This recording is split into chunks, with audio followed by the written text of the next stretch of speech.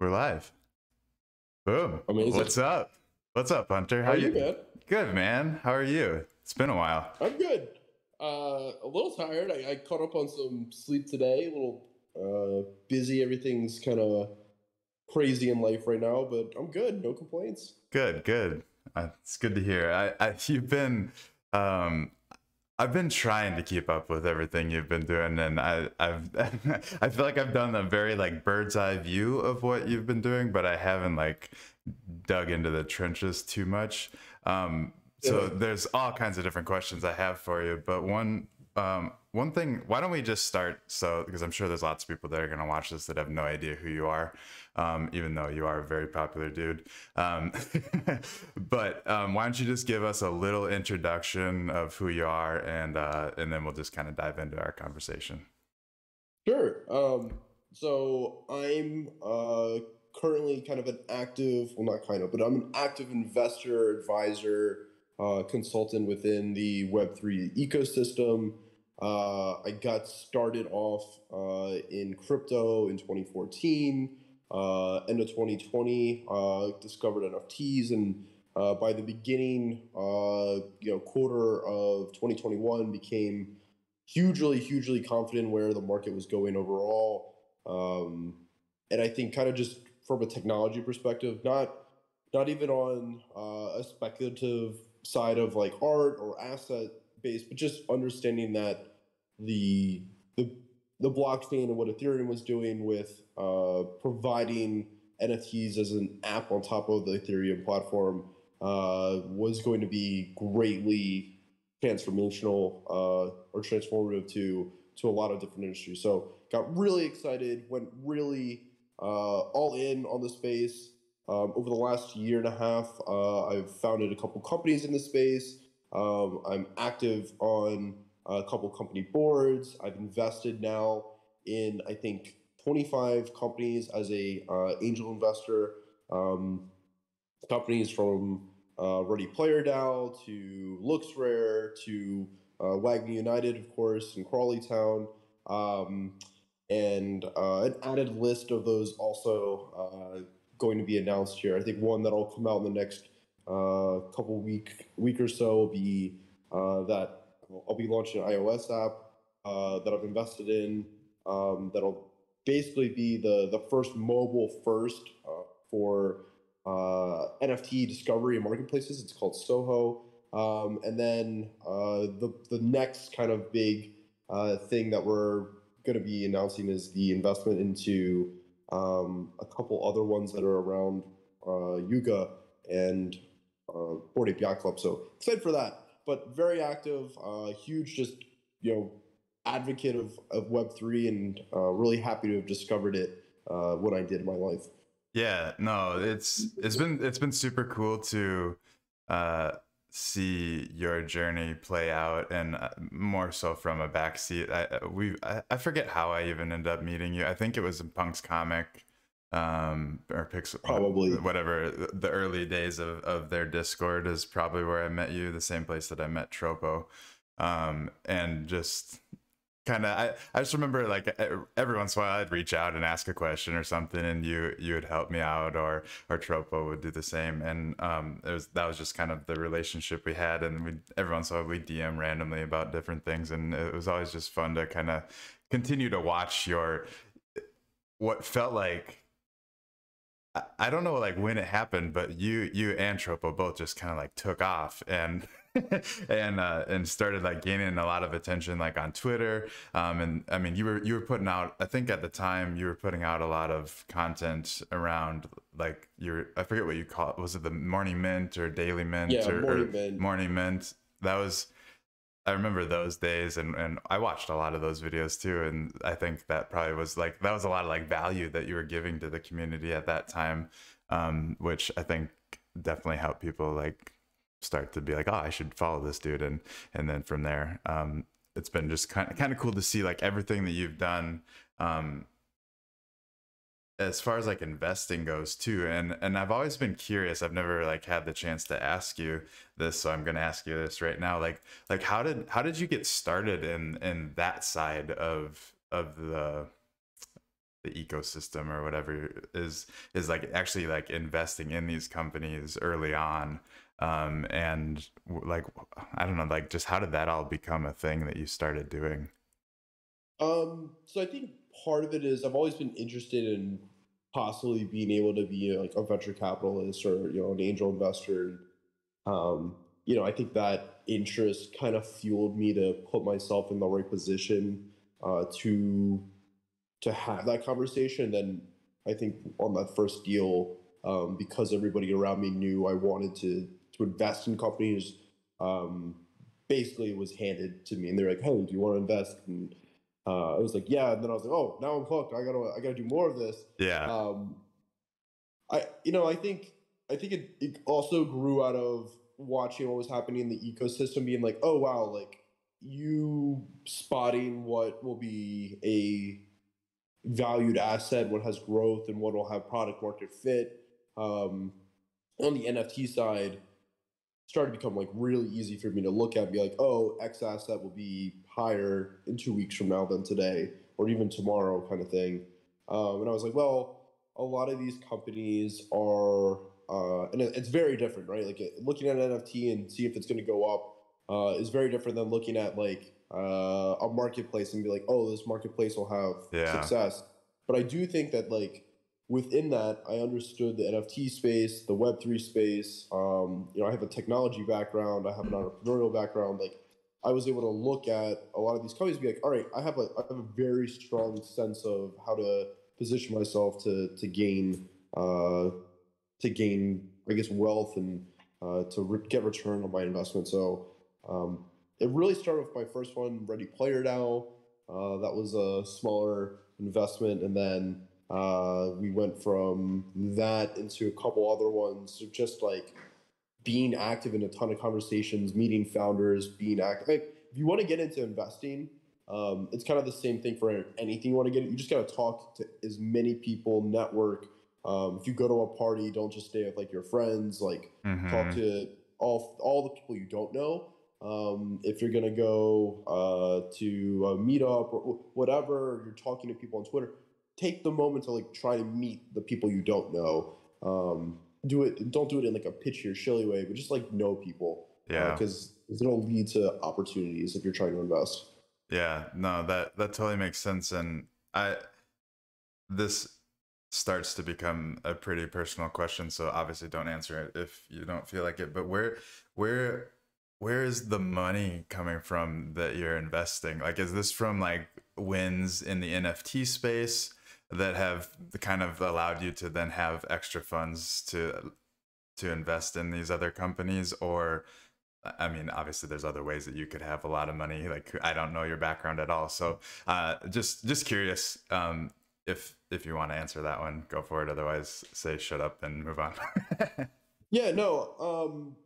I think we found ways to monetize within the space from a array of different revenue streams. So I think it's all Web3 money that's just recycled back into investing in Web3 companies. I haven't really diversified too much outside of the Web3 ecosystem. Hmm. Um, my opinion, Crawley Town and Wagme United is a diversification though, because it's not a full on Web3 product. It's a sports team that also Yeah. happens to be in Web3. So that's, in my opinion, my one like real diversification outside of like real estate and some other things. So um, yeah, I Yeah. No, most of the money is just Web3 money being yeah. recycled back into Web3. Yeah, that's cool. And I mean, that was kind of my guess, was that that's kind of what was happening, is things were just like kind of recycled back in and whatever. And that's super cool. And I've heard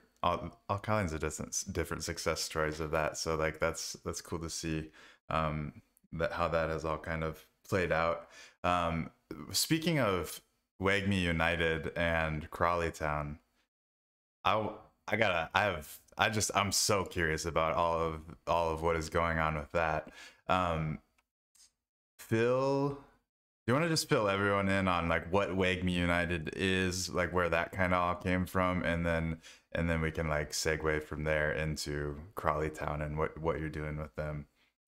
100%. So beginning of the year in April, a consortium of crypto investors involving myself, Preston Johnson, Evan Smith, Gary V's involved. We have a large group of people. Sean Guerin from Pixel Vault is an investor. We went and purchased a EFL League Two team, Crawley Town. Currently, still into our first season of ownership. So the sports side and the Web3 side are hand in hand. Where on one hand, it was a big spark because it was the first time you saw large Web3 people make this acquisition of a non-Web3 asset or go into something that's not a Web3, trying to transition or transform an existing business into also having Web3 integrated. So it made this big splash. On the other side of it, because it is a sports team, you have Americans now coming into the UK to own a team. So that was a huge splash.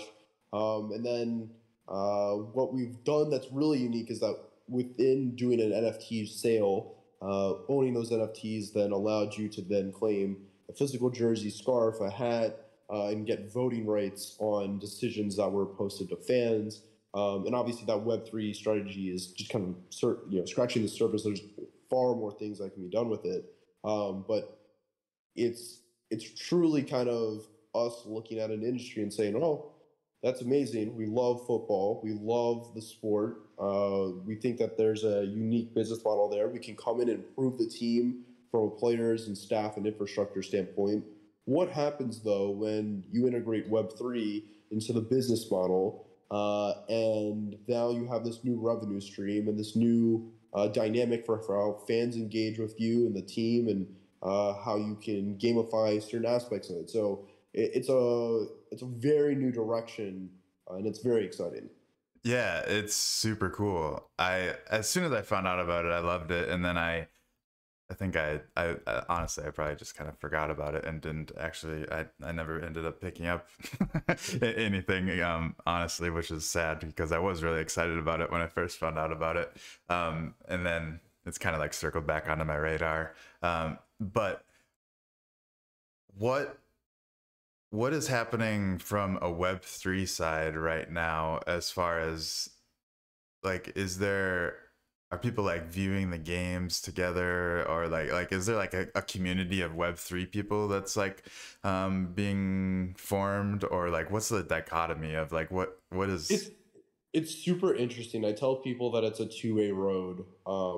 Like it's 100% a two-way road, right? You have your hardcore football fans who are now kind of learning about NFTs, and they're learning about Web3, and I wouldn't say being onboarded. I would say they're being educated or made aware of like what's happening.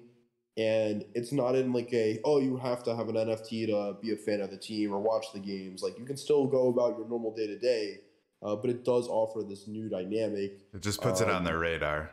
Yeah. And then on the other side, you have Web3 people who are like, oh, wow, that's amazing. We love it. There's an NFT with some Web3, mechanics to it. Wow. Okay. I want to support this team. Or I've never watched football and I don't know about the EFL. I don't know about the different leagues. Let me educate myself there. So you have these two different demographics colliding, learning about each other, interacting.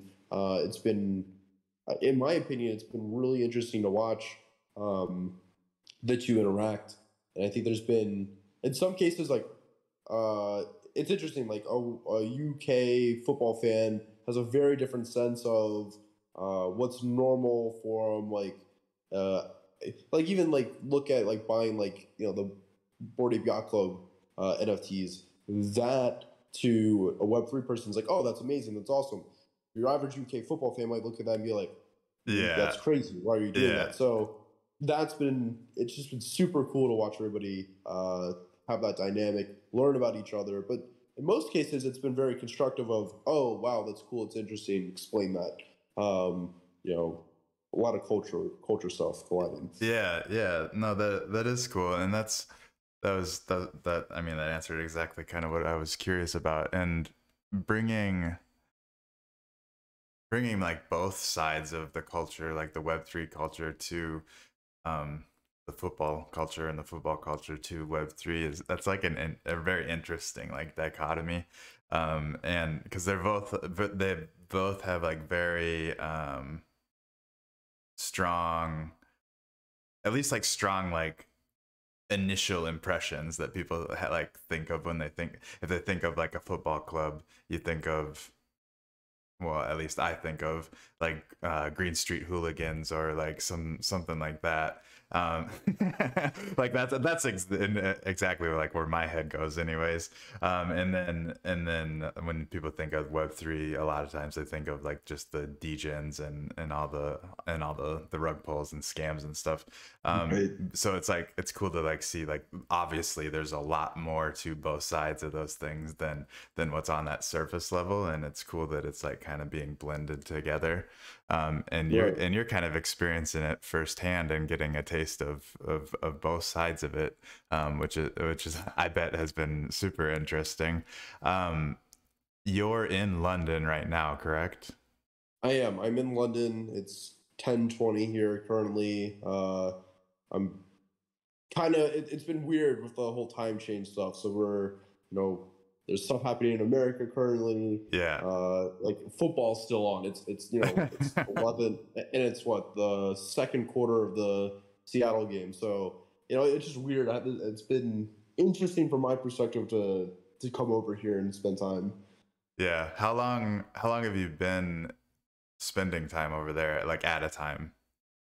At a time, my stints are usually like a month. So when I come over here, it's 4 weeks, plus or minus one sometimes, but usually it's a month trip, just because of one, the jet lag and the time zone change really messes with me for about, I would say, like a week. It's like a week for me to get normal, Mm, and then really to get a lot out of these trips. I think you have to go to like a lot of games. You have to be able to go to training sessions, and like going out for a week, in my opinion, is nice and you can get some exposure. But to really see how things are progressing from a week to week perspective, um, and then getting, I think, a better beat on what's happening within the whole country and the ecosystem. Because I mainly focus on like the social media marketing, content production side. mm-hmm. When I come out here for longer periods, I think I get a better crosshair on like what will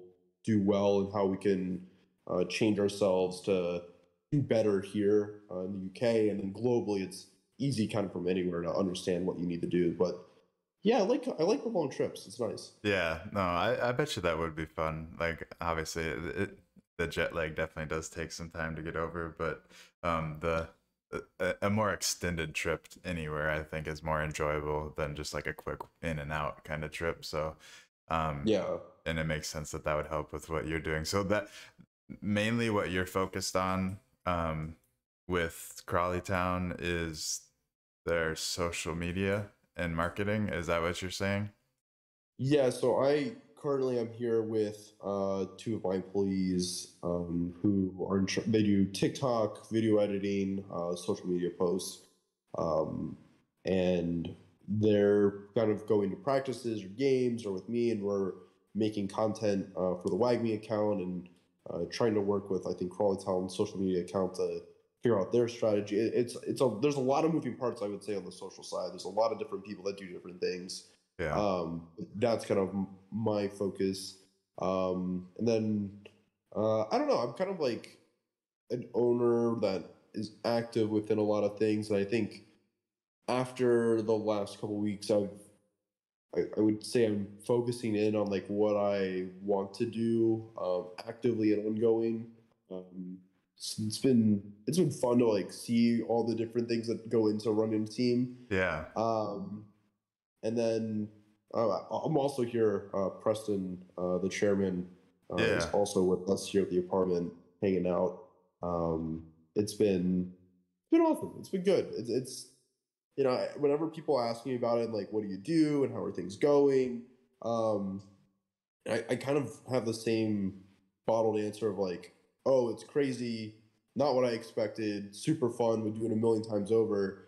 Um, but there's almost like no way to describe what what it feels like to be involved with a professional club or professional sports team in any matter, and have really like a global presence that most other teams at our level don't have, and be doing it in like such, I would say, like kind of a spotlight. A lot of people are looking at what we're doing, I think, are like, all right, American owners, crypto, and they made some very interesting. They're making interesting choices. Like a lot of people are looking. They're kind of being like how it felt to be an early crypto adopter of like, it won't work. I don't know. Like, I don't know about these guys. It's there's a lot of emotions going on, for sure. So it's amplification of a lot of things that I think early crypto people can relate to. Yeah, that's interesting that it's kind of like the same. It sounds like it would be similar experience, all happening all over again. Kind of. What has there been a lot of pushback around the American owner side of things? Is that a big like hot topic? Or Yeah, I mean, like, so initially it was like, oh shit, like these crypto people are, they're gonna lose all their money and then they won't be able to afford the team. Like there was like that initial pushback. I would say things have gotten way better. We've definitely proven that like we deserve to be where we are, and we know what we're doing, and we're able to adapt if things don't go right. But yeah, there's still a little bit of like, oh, here come the Americans. Like Yeah. it'll always just be present, which I'm totally fine with. But I think it goes back to like, we just, with anything, like we have a vision and we want to ultimately succeed. We want to, everybody else wants is just be the best. And this group is so determined. There are days where I've like gone to bed and I've just been like happy. Like it's been like very stressful. I've been happy to know that Preston and Evan are part of the team. I've been happy to know that like Jacob Martin, Sean Garrett are part of the team, and that we have people that will be awake at 7 a.m. to wake up and watch games, make comments, and strategize, and bring relationships and partnerships to the table. Like it is just such a hardworking group of people that care. Yeah, it's I'm proud to be part of it. Yeah, for sure. I mean, I definitely can tell, and it is such a solid group of individuals that are all kind of coming together, and like I don't blame you for being excited to being a part of that group, because it is a lot of people that have done a lot of cool stuff that I'm aware of anyways, and I'm sure a lot of other cool stuff that I'm not even aware of. So yeah, it's kind of a cool thing that you're experiencing for sure. What as far as so it's the EFL, which is the European Football League? English Football League. And you can tell how much I know. Like I'm one of the people that's like, oh, now I'm a fan of of one soccer team, and I call it soccer still. Like it's just like that's where I came from. And so EFL is English Football League. What does that mean? So the EFL is made up of 4 divisions. Okay. There's Division 1, 2, 3, 4, but the names of those are, so Division 1 is a league, or is Premier League. Then you have Championship League, which is number 2, League 1, and then League 2.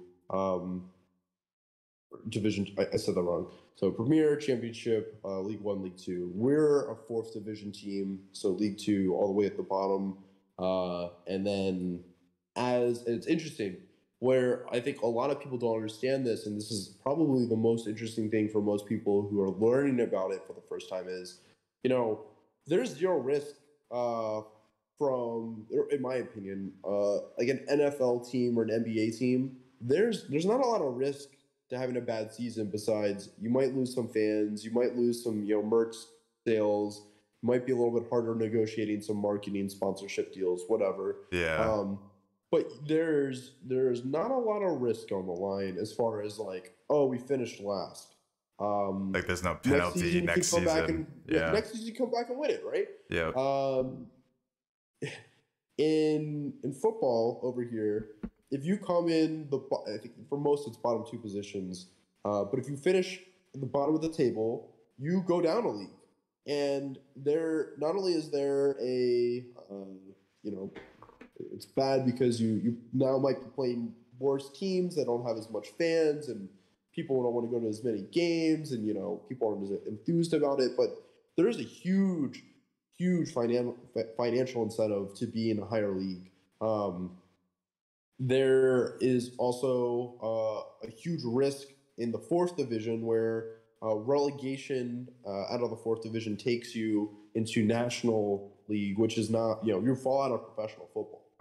So like Wrexham, that a lot of people are aware of, is in the fifth division. They're not a professional football club within the the professional divisions that we're in. They have to get promoted up into our league, which is very hard. It's pretty much, and I like this use of term, it's like purgatory. Like you go to the non-professional football to die. It's very, very hard to be one of the two teams that get promoted up. So yeah, it's interesting. There's a lot of, especially at the lower, for all the leagues, obviously you don't want to get relegated, but the fourth division, being low on the table is a scary spot to be. It's I think we're low on the table, right? Like we were all the way down on it a couple weeks ago. We're climbing back up, and we've got, I think, gotten things working really well. But 3-game winning streak, right? Yeah, we're on a 3-game winning streak. Yeah. We got a game in 2 days here, Tuesday night, away game, Colchester. Big game, in my opinion, because one, they're lower on the table. They haven't been performing as well, so it shouldn't be like, oh crap, like we're going into this, and if we win, it'll be an upset, and nobody is expecting it. But it's a big game in my opinion, because with this next win, we really advance back into an area where it's like, oh wow, if you guys want to sit down, you can eat behind me. Sorry. It's all good. We're starting to like move back up into the middle, and I think fans will really start coming back up to games. The energy's back, and that there's a real momentum behind us at the beginning of the season that's been lost, that I think we can capitalize on recapturing. And I don't know. I think the boys deserve it. I'm biased, of course, but I really do think that the squad that we have deserves to be so much higher in the table. And obviously, with making as many changes that we've made, I can understand why maybe like some of the performance hasn't been perfect. But yeah, they do deserve to be higher on the table for sure. Yeah, that's what I've been trying to like ever since I kind of learned about how Crawley was kind of in with all of the Wake Me United stuff. I was trying to figure out, so that kind of clears up a lot for me. And I didn't realize that you could fall out of the division or whatever you're in. And so you guys are in the fourth division. And how many teams are in the fourth division then? 23. 23. Okay. So the worst case scenario, you never want to be 23 or 22. No, you do not. that's where things get not good. You do not. No. Yeah. No. Things get dicey there. Yeah. But like I said, we're progressing currently. It's very early in the season still, in my opinion. Some will be like, oh, the season's shot, but playoffs is still attainable. It's like a 62% win rate that we need for the rest of our game. Obviously, some of those are more important games than others, depending on who we're playing and where they are on the table. But the current standings, if we were to win 2 out of every 3 games we played, that would put us highly in contention for the playoffs, and then give us the optionality to possibly get promoted. It would be one of the wildest stories, in my opinion, of going all the way to the bottom of the table, having a manager change, all this drama, and then all of a sudden, rising all the way back to make it happen. I'm not saying that I'm promising that or guaranteeing that. It is certainly a possibility. There's a lot of football to be played, but at the same time, there's so much to be played that I'm not concerned about relegation. Again, very skilled squad. Things starting to click. So I'm excited for the next couple games. Yeah, totally. And I I would say, yeah, I mean, obviously you have to play good the rest of the season, but like it's definitely not shot. Like there's definitely a chance there. So that No, like, and I mean, you guys, you've already won 3 in a row. Like you're definitely proving that you're here to play and you're here to win. You're not 100%. you're not just rolling over and saying that it's over. So that's cool to see. And I mean that's what you want to see out of any sports team that you're cheering for, is that they're gonna show up each game and come to play and come to win, and that's all you can ask for, really. Totally. So that's super cool. How have the games been? Like, what's the atmosphere? Is there a big following, or is it something that it could be bigger, kind of thing? I And guess is so what. it's, we don't have a 250,000 fans, right? Our stadium holds about 6,000 people. Turnout can be between 2,500 to 4,500 on average, and then a sold out game. Obviously we'll pack up the stands. But it's the atmosphere is like really the team runs through everybody's blood that shows up. They live and breathe Crawley Town. Hmm. Where I think in America, a lot of people are like, "Oh, I'm like a Warriors fan or I'm a Ravens fan," and it's like, "Oh, cool," but like, you know, these people have been coming here for 30 seasons straight, and like their house has all Crawley stuff up, and Yeah. their kids the second they were like, old enough to go to a game, they've been taking their kids, and uh, it's a very strong, passionate fan base. I'll say the atmosphere is amazing around the game. On home games, everybody's happy, excited. Um, Obviously, when you're winning, they're happier than when they're losing. Naturally. I personally sit right behind the goal in one of in the South Terrace, where a lot of, I would say, the rowdier, louder fans sit. It's where the drums are. It's where people are chanting and yelling. And when they score, everybody's like, it's a mosh pit kind of Uh-huh. environment. Um, it's an amazing place to be, and I joke when I land in London, I'm like the happiest person ever. There's nothing that I could be upset about. But when I arrive in Crawley, when I get off the train, my heart rate has to be up like at 120 beats per minute, because I'm just like it's Yeah. so exciting to me, and I I'm so I bet. and there's like anxiety for the game and stuff, but I'm like, oh my god, like it's gonna be crazy. Can't wait to see everybody, and um yeah, I when I leave games, I could be sitting there and just watching a game, but when I leave, I'm on the train, I'm dead. Like emotionally and mentally, it is draining for me. Um, but it's one of those things where when a lot of people, I have friends that'll come in, we take them to a game, or I'll take friends in London here to a game, and they are like, "Whoa, this is so much fun! Like I want to come again." Yeah. No, totally. I've watched a couple of your vlogs. I haven't watched all of them, but I've watched a few here and there, and the games that I've seen, it's just like, yeah, like I want to experience that. And I've never traveled to Europe yet. I've traveled a lot of other places, but I've never went to Europe for some reason. So I think I have to put a Crawley Town game on my list of things that I I'm gonna need to make it, man. do. We'you take care of you. We'll get you to a game. You Yeah. you get here, we'll get you a game. Yeah, cool. I for sure will get there at some point in the near future. I have a question that I saw come through. It says, how much would the average player on your team make? What's a salary like for Salary? a I don't know EFL if I'm team? allowed to discuss like salary. I mean, I think you can Google and get your general ballpark. Yeah. Um, but you have players that uh, there's like a wide range of like how pairs are played, etc. But yeah, I mean, Just like any the other professional sport, there's it's like any other professional yeah. sport. Like it's all speculative, and a lot of those deals that are public, you can understand. The ones that aren't public, can't be discussed. Right, right. just on that note, just because we're on the topic, is there like a salary like cap, or I honestly don't know a whole lot about all of that kind of So stuff, but like I know that there that is those this kind of I'm happy things. to discuss Yeah. where football is interesting because it is truly it's almost like a pay to win game in my opinion to an extent, and I'm not saying that like, hey, if you just throw $10 million at a team, you'll win.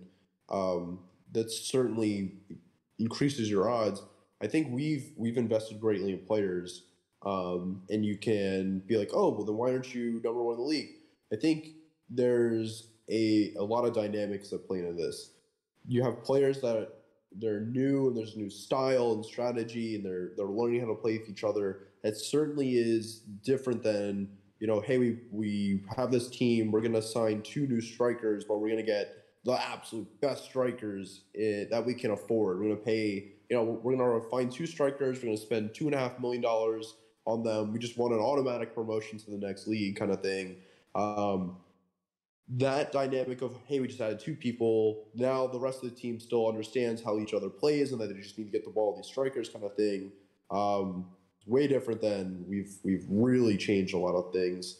But if you spend money on a football club, your odds of placing higher go up. It's correlated. I think we've seen like the NBA or especially in the NFL, like the spending an exponential number on your team doesn't always correlate to like playing better or making it to the Super Bowl or making it to the championship, because there's so many other variables. But I definitely would say in football it is a money game to an extent.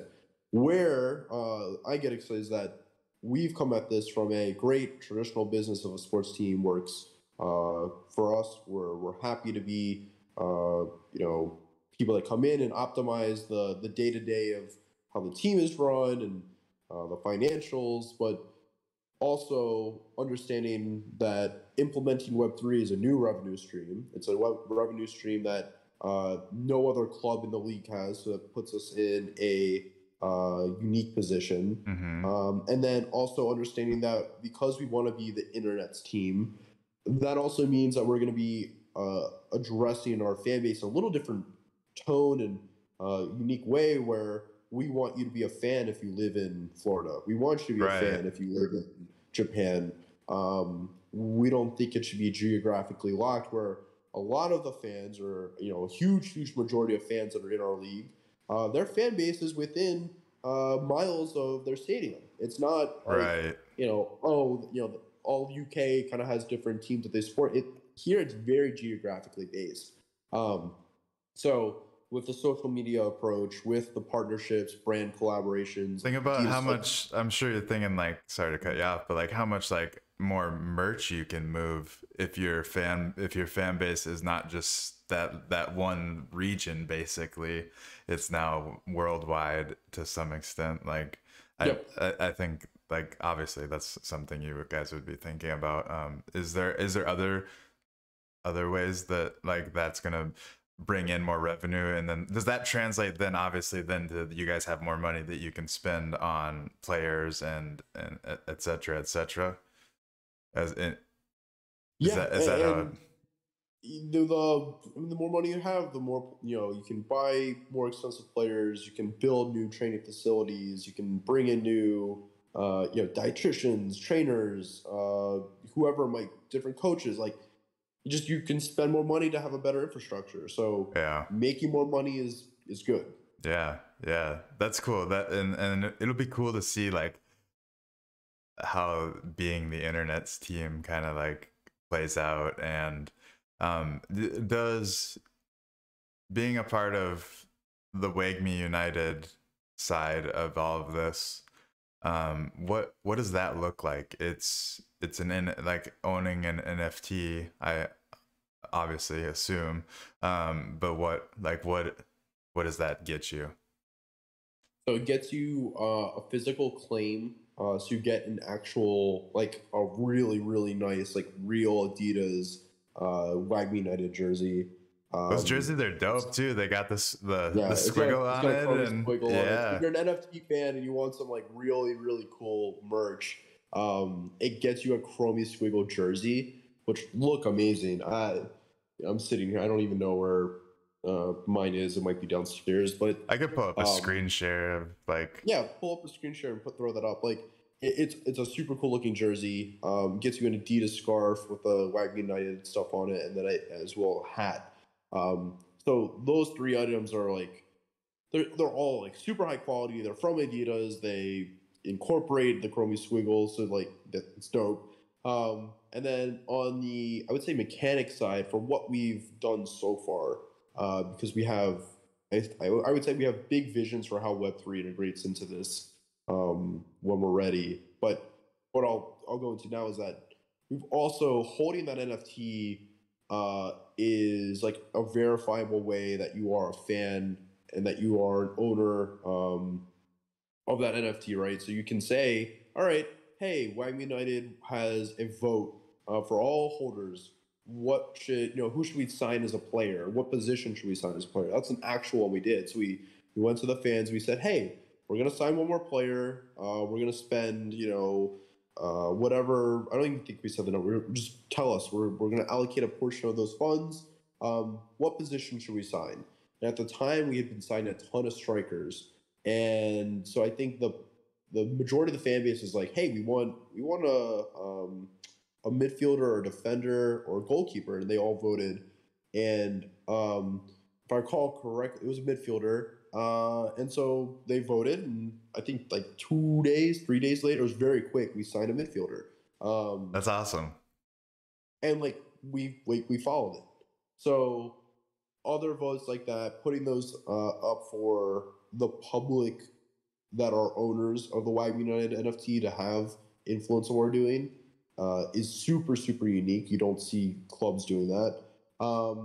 And I do think that if you look at the rest of the ecosystem and look at how other projects in the NFT space are using voting or ownership of an NFT, there's a bunch of different things that can happen out of that.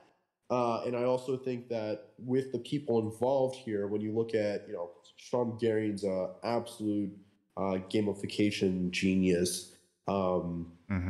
And we also have some other very smart people like Justin Taylor, who's a marketing genius. Like there's a lot of different directions we can go on how does Web3 change being a fan of a team? How is there gamification within ownership? And does that elevate the experience of being a fan? So can't really go into too much detail there, but there's certainly a lot of different things you can do. Yeah, totally. So I'm excited. Like I have to go get something. What is it even? I haven't even like looked into it. I know that it was. It's right now. It's just like it's a unique token, like one single token. Everybody has the same looking thing. Is it the character? Yeah, it's like character, which is so cool. The animated devil that we worked with that has like wearing the jersey, sitting in the chair. It's so cool looking. I actually think I remember when I saw that for the first time in an Adidas meeting, I lost my mind. I was like, this is one of the coolest things I've ever seen. Yeah, no, I think it's a dope mascot. It also got like really real for me at that moment because like this is before we had announced the jersey and stuff. I was like, oh shit, like this is like this isn't like, oh, we just threw a squiggle on a jersey, like we're yeah, like oh, we're gonna like do this partnership. Like this was a real like brand identity change, real digital presence of like digital marketing materials. It's exciting. Is I have it pulled up on the screen right now, the like video of the NFT, and is this like representative of the mascot for Crawley Town? Like what? That's what I guess I'm trying to like connect the dots, because it's like two different things, but are they like the same thing basically? Yeah, I mean Crawley Town is the Red Devils, so okay. This is, I think, our digital interpretation of the mascot. So Wagme, but then like Wagme United, Wagme United is Crawley Town. Like, So would you say that? um, I don't know if I would say that. Okay. Actually, I wouldn't say that. Okay. Wag United is the ownership of Crawley Town. So our organization owns Crawley Town. Okay. There's separate. Yeah, yeah. No, that makes sense. Okay, so but the mascot that we're seeing is kind of like the Red Devil of Crawley Town. Yeah. Yeah. Okay, Correct. cool. So that's like where that came from.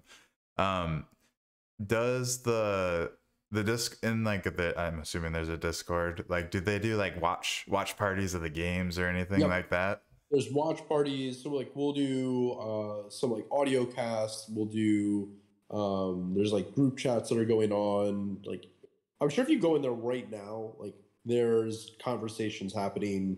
I'm actually curious. Like I'm sure people are talking about the game from Saturday night still, or Saturday afternoon.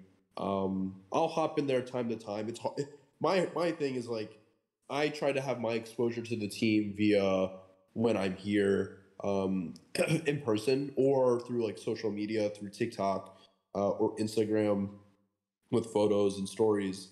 Um, but there is a very vibrant, smart, excited group within the Discord that are always in there chatting, sharing their opinions, and asking questions.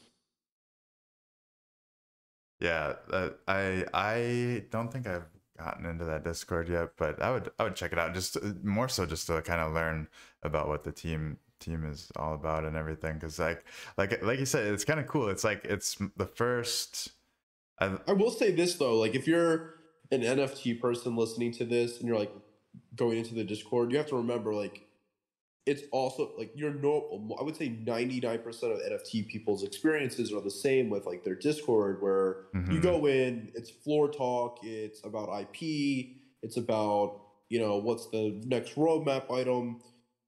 you know Again, there's that collision of, we have Web3 people, we have English football fans, so a lot of the discussion is the roadmap, or what people is being talked about is who played well the last game, what's the next game look like, what's the manager doing right, what's he not doing right. Yeah.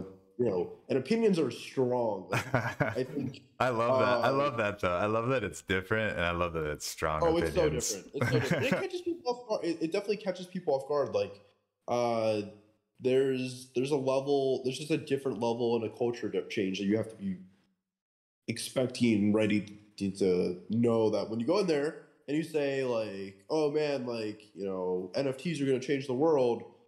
Not everybody's gonna be like, oh yeah, totally. People are probably gonna be like, shut up, wanker. Like, Yeah. Okay. We're talking about football here, so yeah. So there is, yeah, and not every single person's gonna be like that for sure. But at the same time, it exists. And in my opinion, it's fun and refreshing. No, yeah, from that's a lot of the other Discord experiences that I've had. So that. I enjoyed going in there the other day, and I had chatted for like an hour and had a great time. Nice. That is fun. And would you say, are the people in the Discord,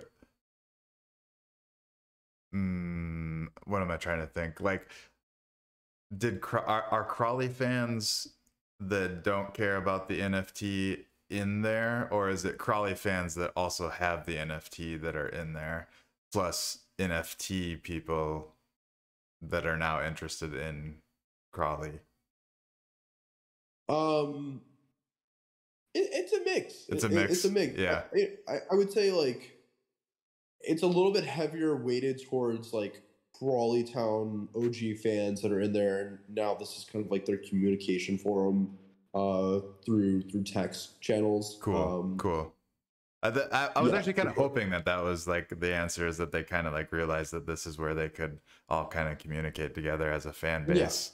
Yeah. Was that going on before, or no? Like, it's not like, it's definitely not singular. Like I'll have communications with fans on probably 7 or 8 different types of like like through Twitter, Instagram, Snapchat, TikTok, Discord. Then you have like WhatsApp and Telegram, text message. Like there's so many different channels. I feel like of communication.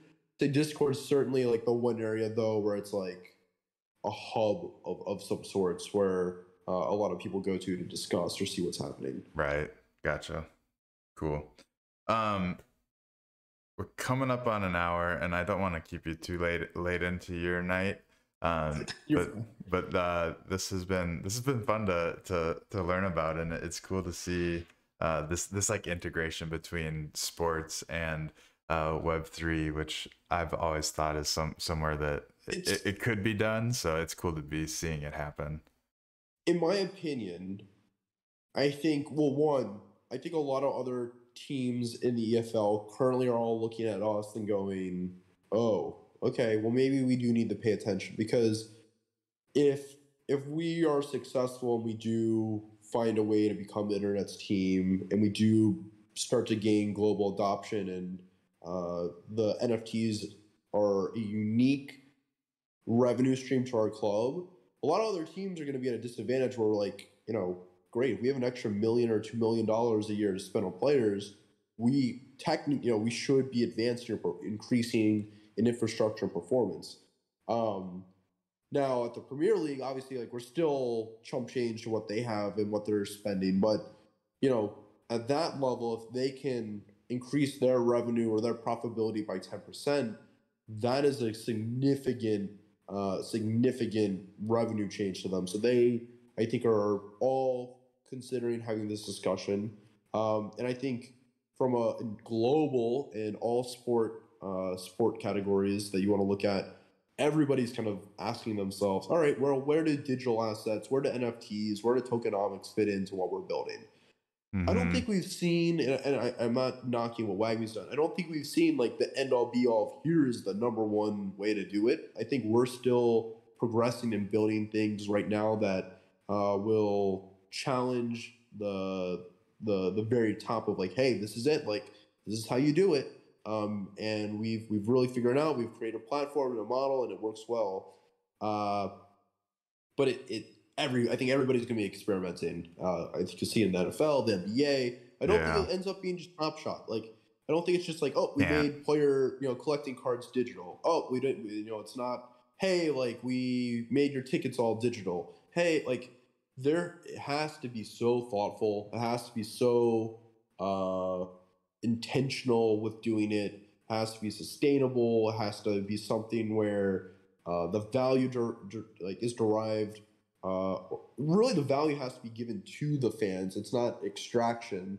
I also think that and I always say this, I've been saying this a lot recently, I believe and I'm confident that we're entering a new era that I've coined as the community economy, which is the brands, the institutions, the companies, the teams that are able to create the best communities through digital assets or digital, the blockchain, NFTs, social media, create the strongest ones will be the most successful, will have the strongest and most loyal customers, and will ultimately grow and have the strongest businesses over the next decade. So in my opinion, any team that's fading this or any company that's fading the technology or not looking at how to integrate it is going to be at a disadvantage to the ones that are. Totally. You knocked that one out of the park. I concur.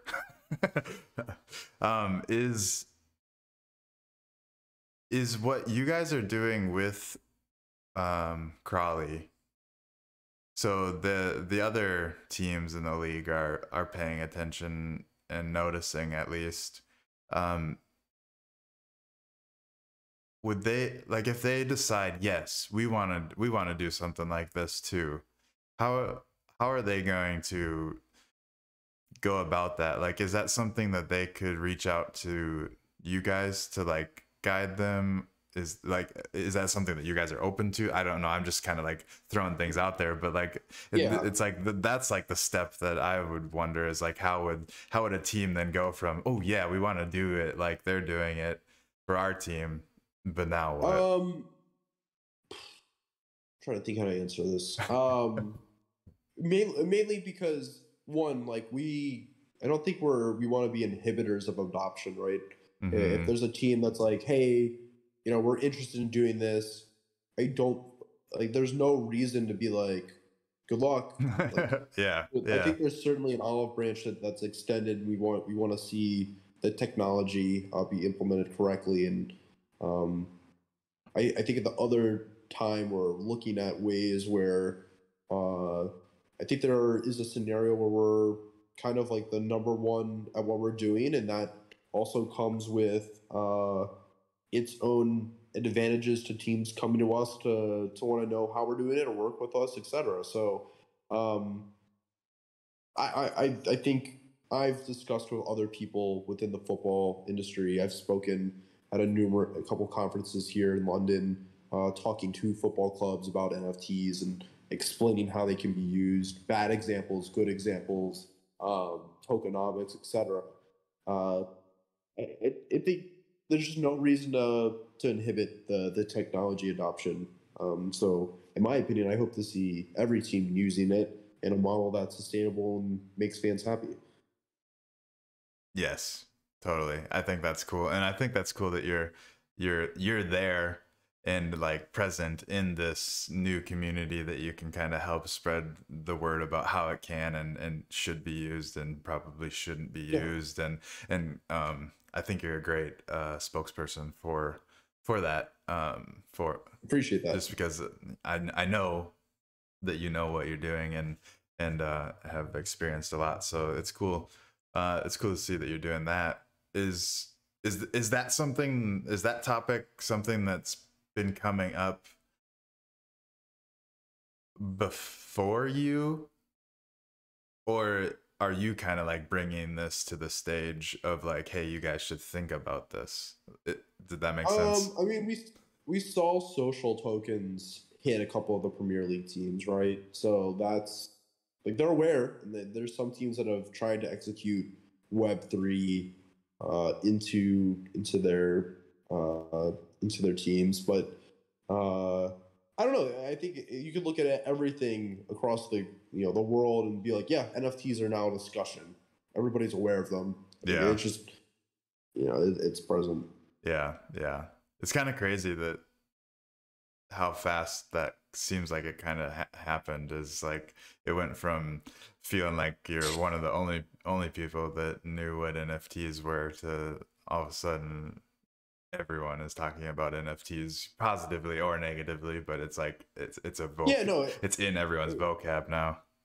yeah, it's not April May vibes of 2021 anymore. But those were, I think, a unique period where it was like things had spiced up and there was a lot happening, but it was like it was a small, very tight knit group. Everybody knew each other. The floodgates have opened. It's become a global discussion. There's hundreds of thousands of people that have been active and have entered the space. You have institutions all the way down to people that are just learning about today, all gathering to learn and engage in the ecosystem. So it's changed a lot. My one thing I will say is that because of this dynamic shift, I encourage everybody who's participating in the space to understand that there should not be a gate to entering the space, and there should not be I would say, you shouldn't be looking down on people who are coming in new. Mm-hmm. That's been a large discussion we've seen on Twitter. We've seen a lot of people being like, "Well, OGs are like, well, I've been around, so how this is it. This is how it is." I think with that experience of being an OG, you have certainly a different perspective. You've been around. You might have more experience. At the same time, I think we have some very smart new people from new industries entering the space, learning that offer new perspectives on how things can be done. And I also think that we have a lot of people that we should be extending that olive branch to and educating them and helping them understand, this is what happened the last year, and here's how I think it should be going forward. And hopefully you agree. If you don't, explain. I want to be understanding to why you don't think, and let's have a conversation.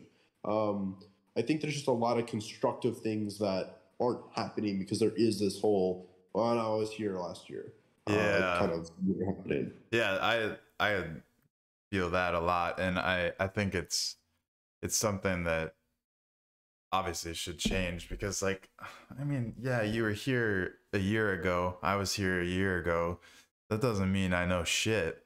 Like I mean, I obviously like learned a lot throughout that time, but like all these new people that are coming in are going through that same like learning phase. And remember when you first started learning about the blockchain and NFT technology, and like how it all kind of works together, and just kept piling on, learning and learning and learning, like eventually your brain starts clicking and you start thinking of all these different ideas of like different ways that it could be used. And like every single person that's new that's coming in has that happening to some extent. And some of these guys are really really smart and at a certain area that they know, and they can think of some cool ways to integrate the technology. So like I think it's super important Yep. to have that happening, and be open to anyone's opinions and ideas, and like you said, just have that open conversation, and not be 100%. so this is the way it is because I've been here kind of thing. Because I mean, we've all been here, but that doesn't mean too much. I think Yeah. what you've experienced prior to that weighs a lot more, at least to me, than just because you were here and you found out about it a year before everyone else did. Doesn't always mean you know exactly Yeah. what should be going on. So Exactly. but yeah, um tangent. But it is getting to about the time that I want to let you start wrapping up and getting on with your night. But I want to give you a moment to just have the stage. And I know you have like your 555 collection, and other ways that people could support you personally, and also like the Wake Me United stuff and everything. So just plug whatever you want to plug, and I'll drop some links down for everyone to go check out. Yeah, Just I mean, I talked about a lot of what I've kind of been doing that's very public and visible. I think the one area that I've been super quiet on, mainly from a, I wake up every day and I'm like terrified that, there, like, what does the future look like? What can I do? How am I differentiating myself? I think 555 Collective is one area that will start to get a lot of discussion out of myself, from a, like, here's how I want to utilize having like a collective that has kind of placed a bet on me in some way of, you know all right, like, how does this rookie card of a digital asset get used? mm-hmm. um so there is like a clothing brand that we're trying to launch that'll utilize that NFT, as almost the same kind of a similar way that One has done it. But I've become a fan of how Damien Hirst has engaged with the space, with how Tom Sachs has engaged with the space. I Yeah, honestly think the most unique things that I've seen happening in the space have come from traditional artists, because there is just a level of because they're creativity so that, creative. um, Yeah, yeah. yeah, that is unmatched. So 555, from a perspective of clothing, certainly is right around the corner. I think next week we'll have kind of an unveiling of what that all looks like. But um, I don't want to plug anything really too hard. My main thing and kind of takeaway to anybody who's still listening at this point is, one, thank you for taking the time to listen. But if you're currently active in the NFT space, please take the time to be learning and understanding as much as you can. This is not a time to be, I think, just looking for trades. It's because I think there's stuff out there, but it's not like the bottoms in and like, oh, like I'm gonna be deploying as much money as possible. I think it's almost good to be looking at like what happened the last 12 months. What were the good trades? Why were they good trades? Do you think that they continue to be good trades going forward? Why?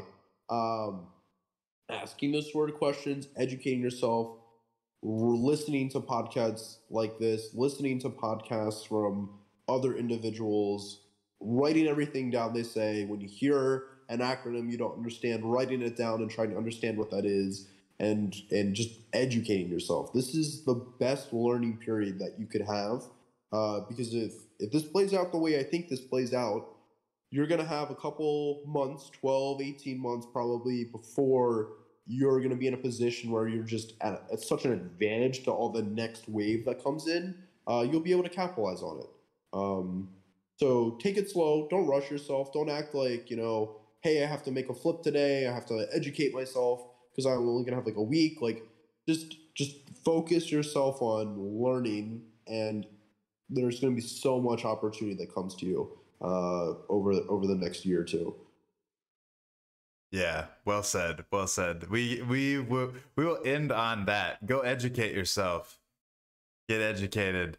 Thank you guys, and thank you, Hunter, for coming on. Thank you guys for watching. Thank you guys for catching the replay. If you loved what you saw, like, subscribe, go follow Hunter. His links are going to be in the description down below. And we will catch you guys on, well, I will catch you guys on the next episode. Take it easy, y'all. Peace.